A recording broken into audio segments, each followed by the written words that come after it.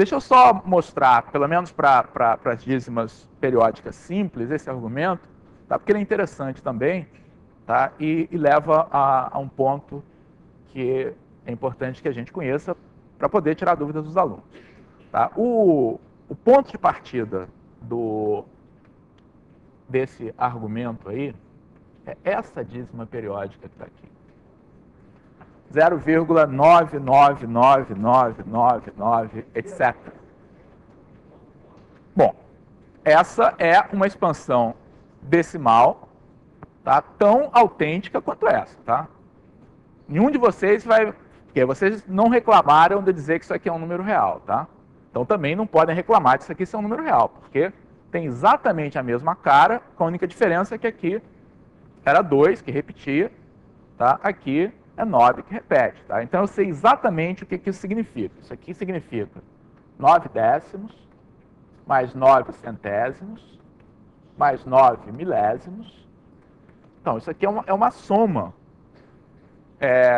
infinita, que a gente, na verdade, é uma representação para o limite de uma sequência. Tá? Uma sequência cujo primeiro termo é 9 décimos, o segundo termo é 9 décimos mais 9 centésimos, tá? O terceiro termo é a soma desses três, e assim por diante. Uma sequência não decrescente em números reais, tá?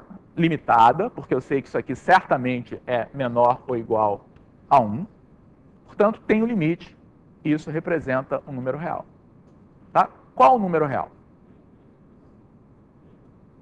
Esse número real, tá, é igual a 1. Tá? Uma maneira da gente demonstrar esse fato é que certamente esse número real, 0,9999, tá, é um número que é menor ou igual a 1 e que difere de 1 uma quantidade que é arbitrariamente pequena. Tá? Então, se você dá para tornar esse número que está aí próximo, tão próximo de 1 quanto 1 sobre 10 elevado a 27, claro, basta pegar 27 casas decimais aqui que você consegue essa aproximação. Tá? Então, qual é o único número real, tá, que é menor ou igual a 1, tá, e cuja diferença dele com 1, tá, é menor ou igual a qualquer número que você fixe? O próprio 1. Tá? Uma outra maneira da gente argumentar com isso é o seguinte: eu sei que esse número é menor ou igual a 1, tá?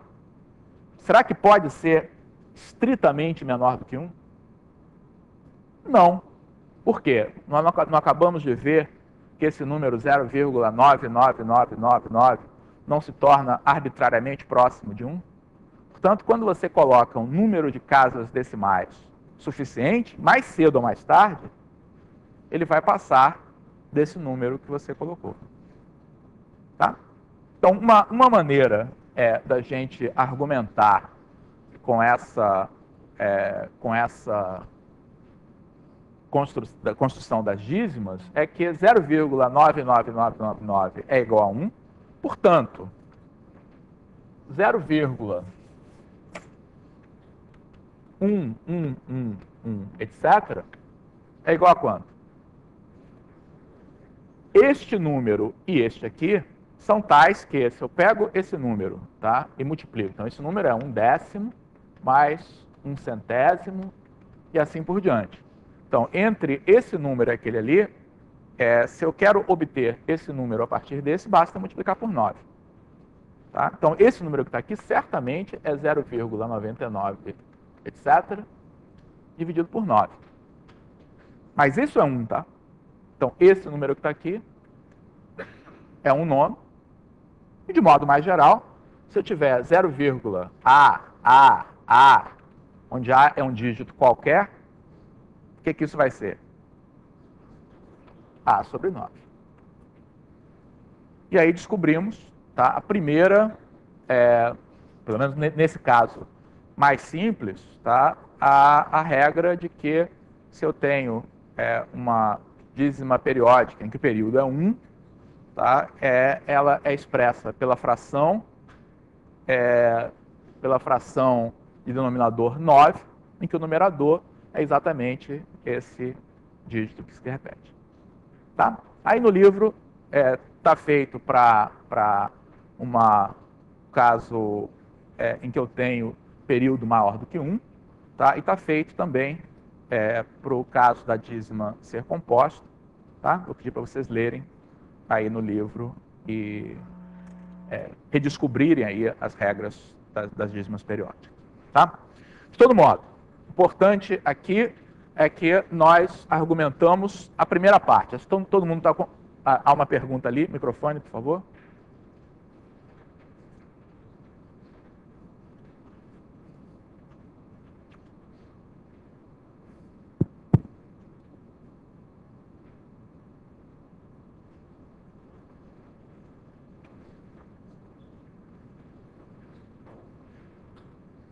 Professor Paulo, Oi. quando a gente explica passar de número para um número racional, a gente explica por esse processo que o nosso colega fez em 7ª série, né?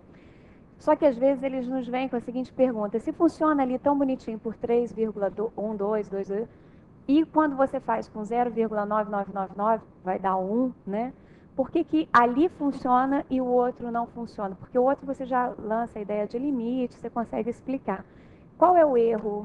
Mas funciona, sim. Não tem nenhum problema, não. Se você tiver 0,999 chamar de x, funciona perfeitamente. 10x é 9,999. Aí, quando você subtrai 10x menos x, 9x igual a 9. X igual a 1. Como explicar para o aluno? Porque eu consigo explicar direitinho quando você lança a ideia de limite ou quando você faz soma de PG, né? Aí, como a soma de PG infinita é limite, você consegue resolver. Mas numa 7ª série, eu não consigo resolver isso dessa forma.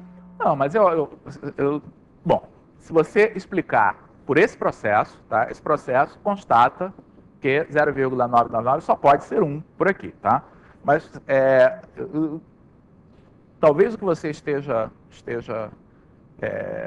dizendo é da resistência do aluno, tá? De aceitar esse fato, porque ele está olhando para esse número 0,99 e está falando, não, mas esse número é menor do que 1, como pode ser igual a 1? É porque quando o aluno olha para isso aqui, ele está pensando nisso, tá? Aí, um possível argumento para você usar com o aluno, tá? É levá-lo a chegar a essa conclusão, tá? Então, esse número 0,99999, etc., tá? Se não for 1, ele vai ter que ser o quê? Maior do que 1? Não, certo? Maior do que 1 não é, tá? Tem que ser menor do que 1. Mas aí você convence. Você não observa que este número aqui, à medida que eu coloco mais casas decimais, a diferença entre ele e o número 1 se torna cada vez menor? Então, se você me disser, tem um número aqui, eu sempre vou, através da colocação de noves, tá, ultrapassar esse valor que você pediu. Pede para ele dizer um número. Coloca 0,99999. Fala, não, põe um 9 a mais. Então, não há nenhum número menor do que 1, tá, que sirva para ser essa representação, porque a gente sempre consegue, através da colocação adicional de 9, tá, passar do ponto que a gente colocou. Não sei se alguém tem mais a acrescentar. Não é uma ideia simples, tá? Mas o argumento é esse mesmo. Uma dúvida aqui?